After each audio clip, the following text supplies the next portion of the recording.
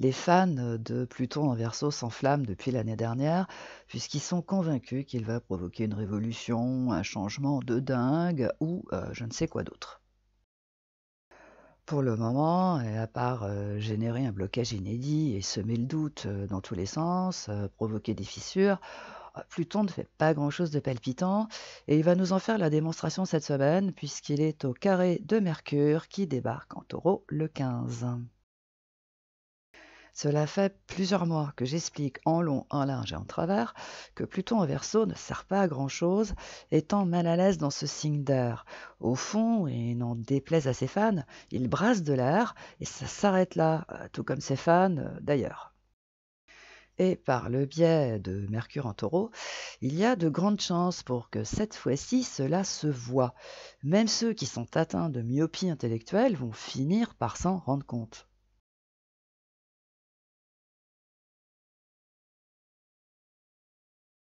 Contrairement à ce que certains proclament, Mercure ne symbolise pas que les nouvelles et les messages, et fort heureusement. Il exprime les idées, les facultés d'analyse et de raisonnement, l'entre-genre, le sens de l'observation, l'ouverture intellectuelle, la forme de l'intelligence, l'art du geste et de la parole. En taureau, nous avons affaire à un Mercure qui ne s'en laisse pas compter, qui n'est pas influençable et qui se méfie de la nouveauté et du changement comme de la peste.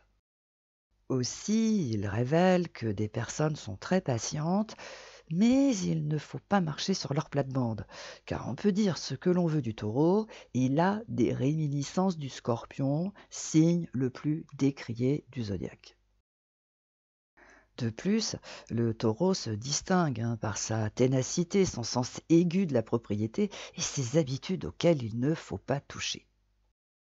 Quant au Verseau, il se distingue par ses idées progressistes et d'avant-garde qu'il revendique à la première occasion, son désir de s'imposer le fait avancer quoi qu'il arrive, quitte à passer en force en cas de résistance. Et bien évidemment, le Verseau est connu par cette liberté qu'il réclame et son refus obstiné de toute forme de contrainte.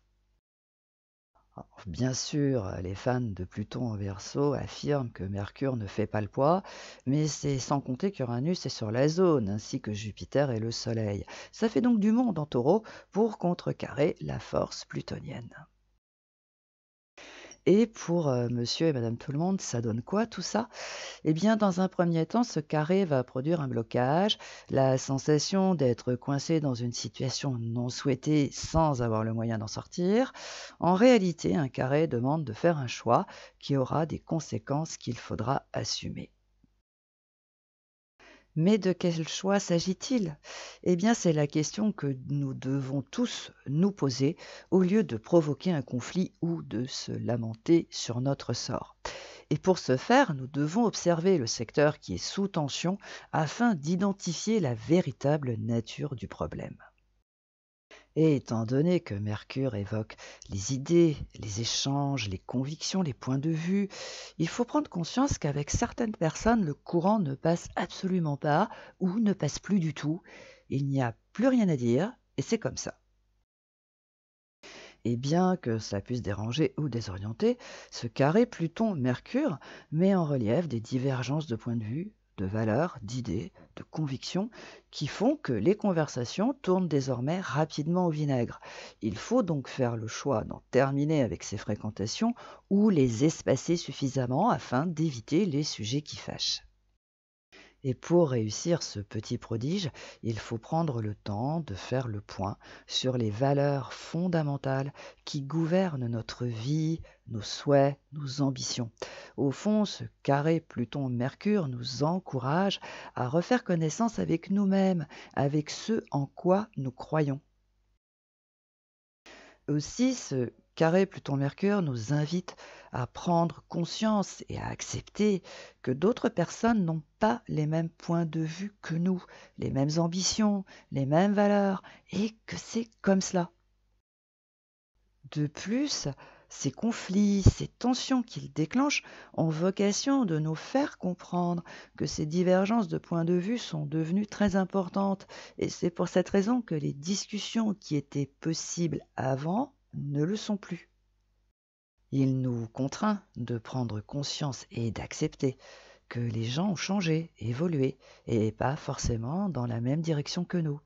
Au fond, ce carré nous pousse à comprendre que l'évolution, dans un sens ou dans l'autre, finit par créer un fossé qui, avec le temps, s'est transformé en un gouffre devenu infranchissable.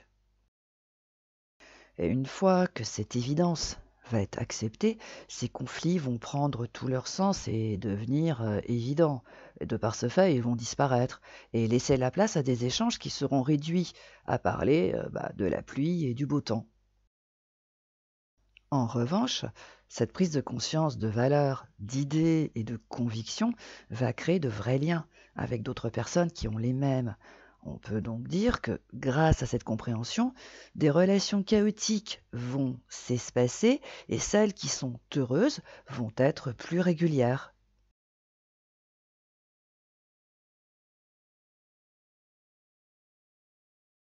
Bélier, faites une pause et méditez afin de trouver les points communs qui vous relient avec une personne. Et en fonction de la réponse que vous allez obtenir, faites le choix qui s'impose. Taureau, il est possible que vous soyez contraint d'expliquer à quelqu'un que vous n'avez rien en commun et que s'acharner ne sert à rien non plus. Gémeaux, vos facultés d'adaptation ne produisent plus les mêmes effets. Pourquoi? Parce que depuis toutes ces années, des personnes ont évolué dans un sens différent du vôtre. Cancer, ces tensions qui vous accablent proviennent du fait que vous fréquentez des personnes qui n'ont pas du tout les mêmes valeurs que vous. Dès que vous allez le comprendre, tout rentrera dans l'ordre. Lion, pourquoi vous acharnez à fréquenter des personnes qui ne voient pas la vie du même regard que vous? Voilà la question que vous devez vous poser au lieu de vous énerver. Vierge, fréquentez des personnes qui partagent les mêmes valeurs que vous et vous sortirez de cet isolement qui vous accable. Balance, prenez conscience que vous avez évolué depuis ces derniers temps et vous vous rapprocherez des personnes qui sont sur la même longueur d'onde que vous, tout en vous éloignant des autres. Scorpion, étant donné que vous êtes équipé d'un pare-feu, il y a belle lurette que vous avez choisi votre camp. Voilà pourquoi vos relations sont triées sur le volet. Sagittaire, si vous voulez sortir d'une impasse, choisissez votre camp en fonction de vos idéaux, de vos convictions, de vos valeurs. Capricorne, tout comme votre ami le Scorpion, il y a longtemps que vous avez choisi votre camp. Mais hélas, certains continuent de s'accrocher à vous comme des berniques à leur rocher. Verseau, au lieu de vous démener pour que les autres s'adaptent à vos idées, fréquentez des personnes qui partagent vos idéaux. Ça sera plus simple. Poisson, si vous vous demandez pourquoi vous ne voyez plus certaines personnes, c'est parce que vous n'avez pas les mêmes valeurs et qu'elles s'en sont rendues compte.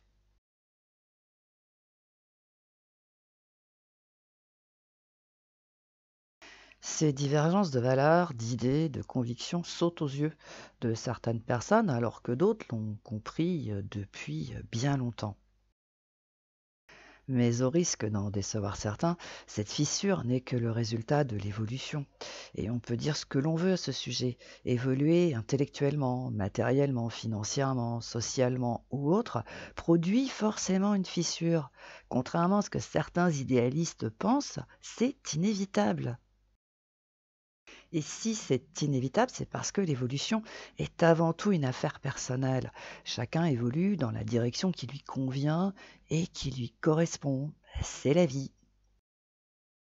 Et cette évolution ne date pas d'hier, mais personne n'a voulu la voir et encore moins en parler. Et d'ailleurs, c'est l'objet de ce livre, car il est évident qu'elle produit des divergences de point de vue. Et en l'écrivant, j'ai souhaité expliquer ces évolutions par le biais des signes solaires. Et en les lisant tous, eh bien, chacun peut comprendre des processus et faire les ajustements nécessaires. Contrairement aux autres ouvrages sur ce thème, il ne donne pas de recette magique car cela ne sert à rien. En revanche, il passe en revue le cercle infernal, le pouvoir de l'intention, l'amertume, le sentiment d'échec, l'honnêteté, les efforts et les sacrifices, la rivalité, la rupture, la relation stable et sérieuse, le destin, les messages, les nouvelles. Et tous ces éléments, contrairement à ce que les concernés pensent, font plus de mal que de bien. C'est la fin de cet horoscope. Merci de l'avoir écouté jusque-là. Partagez-le car il peut aider quelqu'un à comprendre ce blocage et ces tensions qui ziguent et qui zaguent depuis fin janvier. Et utilisez les pouvoirs magiques des commentaires, du pouce en l'air. Le ciel vous le rendra, soyez-en certains.